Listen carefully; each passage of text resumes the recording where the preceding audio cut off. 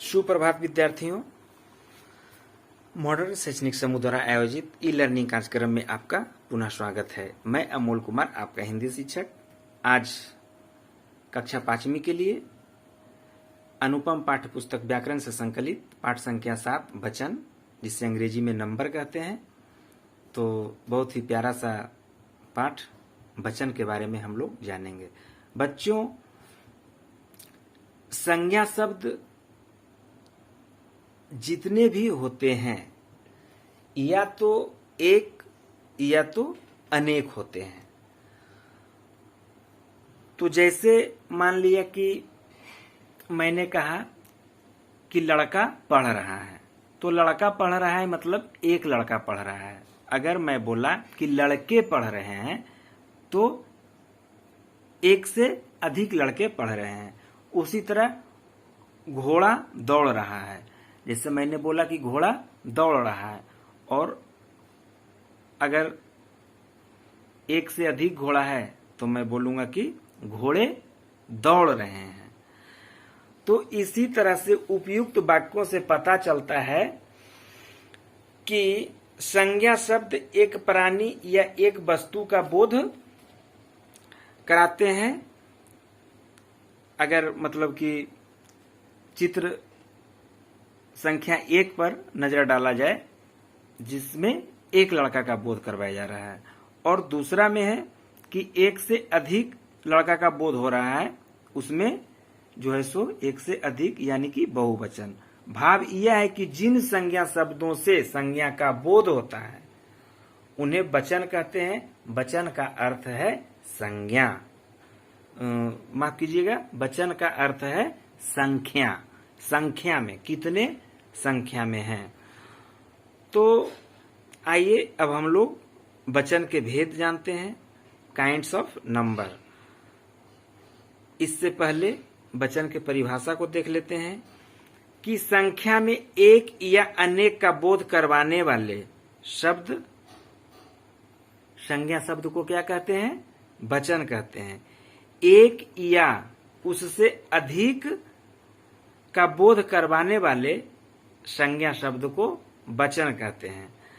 हिंदी में वचन 2 प्रकार के होते हैं। वचन के कितने भेद हैं? 2, एक वचन और दूसरा बहुवचन।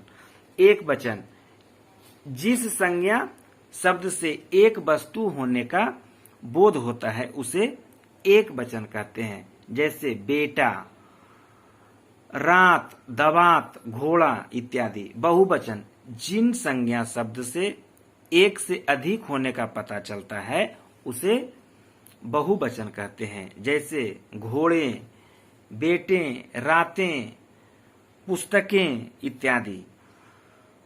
तो बच्चों, अब आगे पढ़ेंगे वचन की पहचान। वचन की पहचान हम लोग कैसे करेंगे, ये कौन सा वचन में है। संज्ञा अथवा सर्वनाम शब्द से वचन की पहचान। संज्ञा अथवा सर्वनाम से कैसे? जैसे गाय घास खा रही है, गायें घास खा रही है। तो यहाँ संज्ञा से हम लोग पकड़ रहे हैं गाय। गाय का अर्थ हुआ एक गाय। गायें, गाय यहाँ संज्ञा है। कौन संज्ञा? जातिवाचक संज्ञा। तो गायें यानी कि एक से अधिक गायें। मैं फल खा रहा हूं, हम फल खा रहे हैं। तो मैं का मतलब हुआ एक आदमी, केवल मैं स्वयं। हम मतलब हमारे परिवार, हमारे टीम, जो भी है, हम लोग फल खा रहे हैं। वह विद्यालय जा रहा है, मतलब एक लड़का विद्यालय जा रहा है। वे विद्यालय जा रहे हैं, मतलब एक से अधिक लड़का विद्यालय जा रहे हैं। अब हम लोग क्रिया से कैसे पहचानेंगे? मोर नाच रहा है, मोर नाच रहा है। मोर नाच रहे हैं। देखिए, यहां अगर आदर के साथ रहा है, रहे हैं, इससे भी पता चलता है क्या? वचन कितना संख्या है मोर का। मोर नाच रहा है मतलब एक मोर नाच रहा है।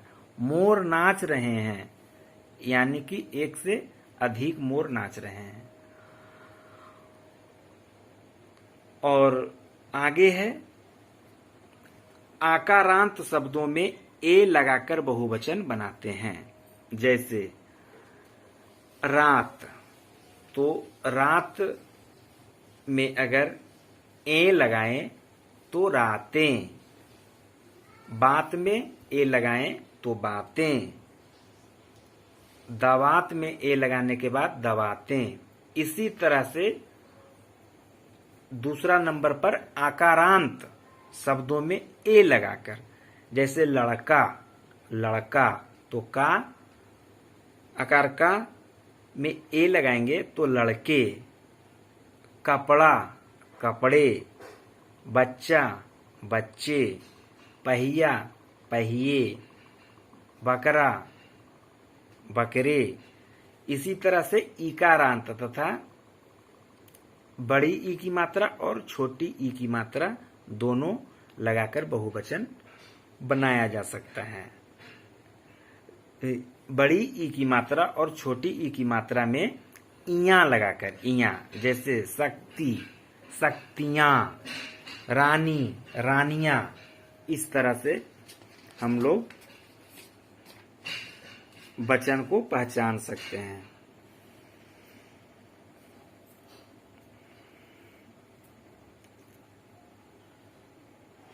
अब आगे है नंबर 4 पर आकारांत और उकारांत और बड़ी ऊ की मात्रा में ए लगाकर, जैसे शाला, शाला मतलब क्या होता है? विद्यालय, तो शाला का बहुवचन शालाएं। महाराष्ट्र में शाला बोला जाता है, शाला का मतलब होता है विद्यालय, जैसे पाठशाला। माला, मालाएं। उसी तरह से अंत में इया वाले स्त्रीलिंग शब्दों में केवल चंद्रबिंदु लगाकर भी बहुवचन बनाए जाते हैं, जैसे चिड़िया, चिड़िया का बहुवचन इया लगा देंगे तो चिड़िया। चूहिया, चूहिया, अगर एक चूहिया है तो चूहिया और बहुत सारा है तो चूहिया। गुड़िया, गुड़िया, पुड़िया, पुड़िया। इसी तरह से तो बच्चों, शब्द के जिस रूप से उसके एक या अनेक होने का पता चलता है उसे हम वचन कहते हैं।